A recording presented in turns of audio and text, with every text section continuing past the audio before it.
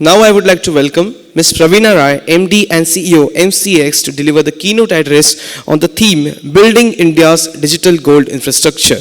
Ms. Praveena Rai is MD and CEO of the Multi-Commodity Exchange of India Limited, India's largest commodity derivatives exchange. Prior to joining MCX, she had a strong stint as the Chief Operating Officer with National Payments Corporation of India, NPCI, where she successfully drove the growth of UPI digital payments. She has also held leadership positions in Citigroup, HSBC, and Kotak Mahindra Bank in India and globally as well, and believes that technology is a key engine driving transformative change, critical in accelerating the transition to a digital service-led growth economy.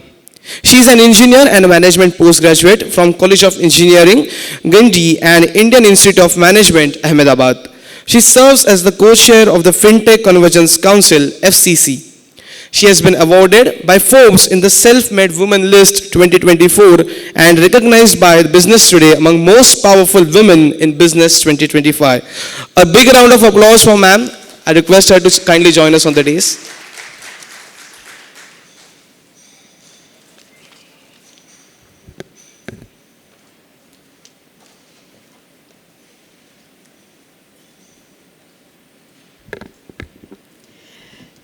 Good evening, everybody. It's wonderful to be here, and I thank the Bombay Chamber of Commerce for inviting me over. My regards to representatives from SEBI, RBI, IFSCA.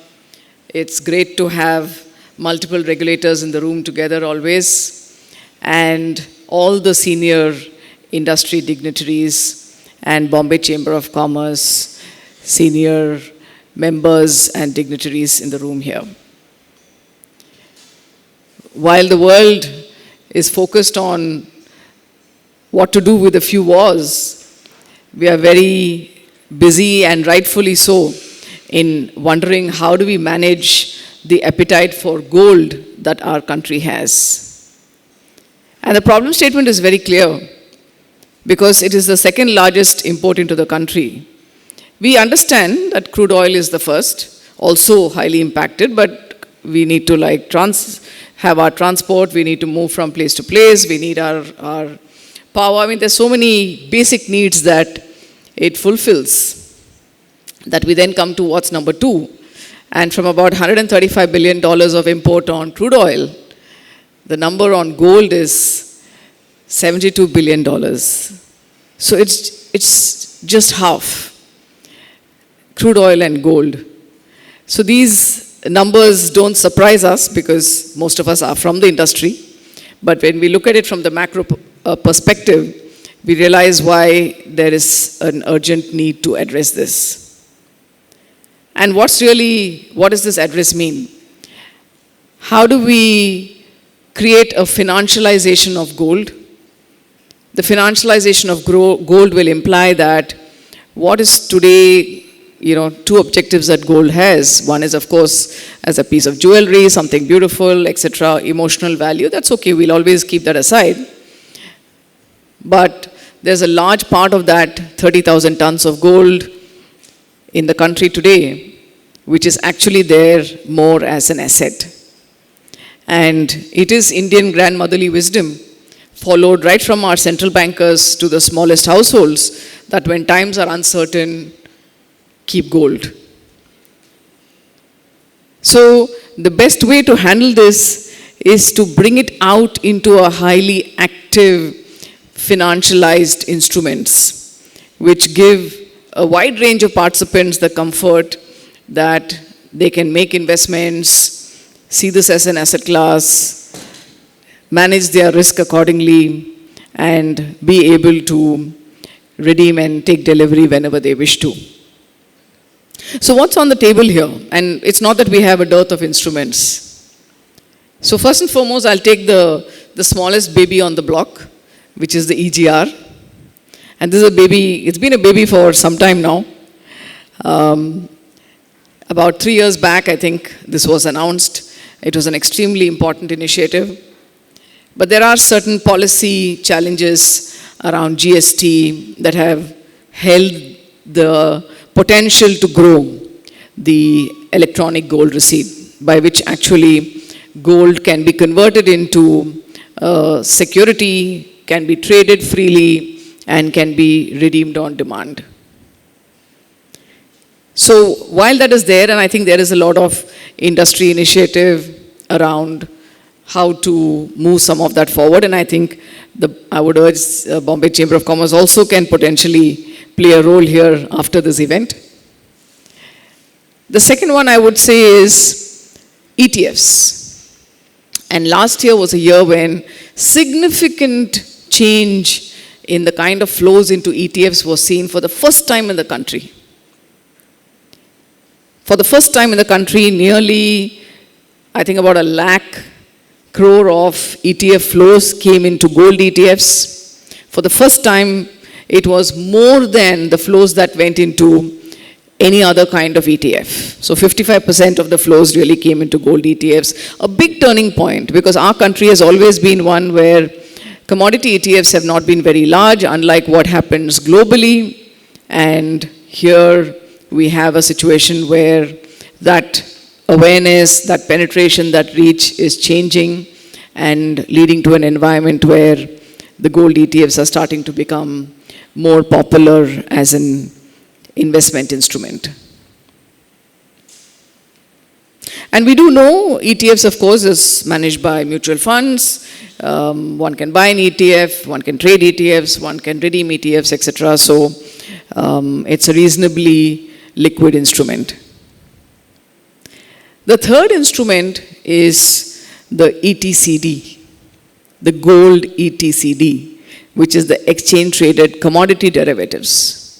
And that's what we, of course, MCX supports ETFs, EGR, but the kind of depth and liquidity available on this instrument, which is the future and options on gold, is extremely significant. So while the first is a baby, the second is probably a toddler, but fast growing. I think here we have a young, early 20s kind of product, if you look at an adult human lifespan.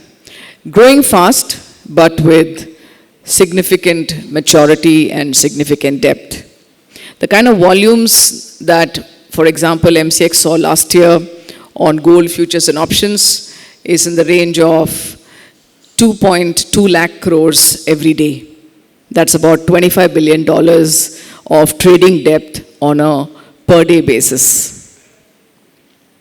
So this is an instrument also that is used by a variety of participants, right from jewelers, trade, the financial institutions, and retail investors. So I just want to talk a little bit more about the space on ETCD. It is the instrument that is available, most liquid when we talk about gold, and how we drive the gold monetization in the country. So first is product. Product is the range of products available to everybody, right from 1 kg, 100 kg, 10 gram, 8 gram, and something which I really like, a cute name called the gold leaf, or the gold petal, which is a 1 gram instrument. So there's a certain product innovation there. And then the participants we spoke about across the board of all kind of participants, which creates a quality to the depth, which is not unidimensional in nature. The third point would be around price. It's important as a country that as we look at having a stronger influence in global pricing of any commodity, and in this case gold, we are able to establish our own benchmarks. So the gold benchmark for India has traditionally been a little divided. We use the London benchmark with a little bit of conversion and duties and so on and so forth. And given the sort of actual trade, the trade and the jewelers, etc., actually use the domestic prices, MCX prices as a local benchmark. So we had quite a benchmark moment I would say, in March 2026, where SEBI for the first time permitted the Indian exchange prices to be used for mutual funds, ETF, AUM. So very, very happy to say that most AUMs, most funds in the country today are calculating their AUM based on MCX gold prices. And that's very important, because what's the point of being the second largest consumer in the world, 700 to 800 tons of gold, if we don't have an influence in gold prices internationally? And when you have a reference price, it starts having stature and a standing for itself, and it will build up over time. The fourth is what we call good delivery norms. So there again, the gold standard that we've been following in the country has been the LBMA standard. BIS, of course, has the Indian standards. And over the last 2 years, we've adopted the Indian standards and starting to accept them on the exchange. Why is that a big needle mover? It is a needle mover because it supports recycling. And then if you really tear open all the layers of the conversations we are having around how do we reduce our dependence on import, it comes down to recycling. How do we support this recycling economy? So acceptance of Indian standard goods in the financial system, in the instruments, has to be based on Indian standards. So as an exchange, MCX has done that, and of course there is a lot of consultation with the regulatory groups, etc., happening around how to move away for mutual funds from LBMA good delivery to Indian good delivery. And then I would say the last point, but the most important, is innovation. And that's really where we look at distribution, because everything we spoke about till now are central infrastructure. They are central instruments that are available, financial instruments available, highly regulated, protected, customer interest taken care of, no risk of settlement, market integrity, etc., etc. So tick the boxes, strong foundations. But this foundation has to reach the common man. That distribution is where digital starts playing a very important role, over and above central infrastructure and regulated products. There have been digital gold and so on and so forth, and I think there has been regulatory clarification as well that it's very important to stay with regulated products, because most people are good, and I'm sure many players are well-meaning, but when something goes bad, or even one player goes bad, then the entire pyramid tumbles, and it's important hence that anything financialized needs to have a strong regulatory foundation. So coming back to distribution, when we look at bringing gold out of the vaults, out of households, into the economy, to make it more efficient, to make it more productive, it is important that the distribution network, the environment that is required by way of apps, by way of the bank networks, the trade network, the jewelers network, by which this gold can be taken up. It could be in the form of anything. Jewelry is usually the form that it is kept in, to be recycled, converted back into a good delivery standard that can then be converted into a security to really drive everything else we spoke about till now. And then, of course, you can always top it up with a little innovation on technology. Tokenization is certainly a way to do it. It's not the only way to do it, but it's a way to do it. There's a lot of debate on tokenization. I think RBI last year launched the tokenized deposits, and we can certainly move into tokenizing asset by asset, and gold is a very classic example where that can play out. But if you combine the way we can bring this distribution element, the tokenization element, if required, and link that up to this central infrastructure with a couple of small policy tweaks, I think we have a big game changer on our hands. And before I close, I would like to say that, of course, there is the gold monetization scheme that has been around for a while. The banks are still part of that network.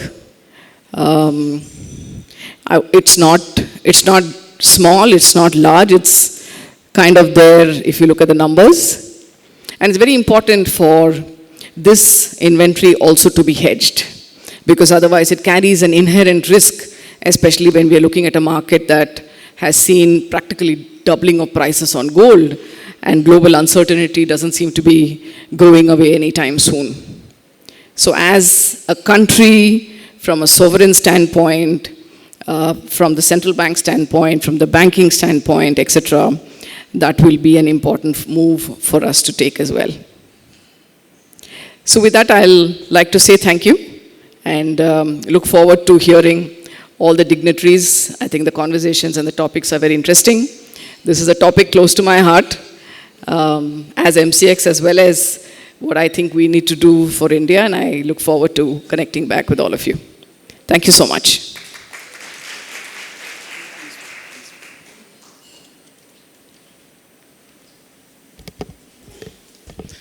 Thank you so much, ma'am, for such an illuminating address. I request Ashik Kampani, Chairperson, PNVC Committee, Bombay Chamber, to please present memento to ma'am as a token of appreciation. A round of applause.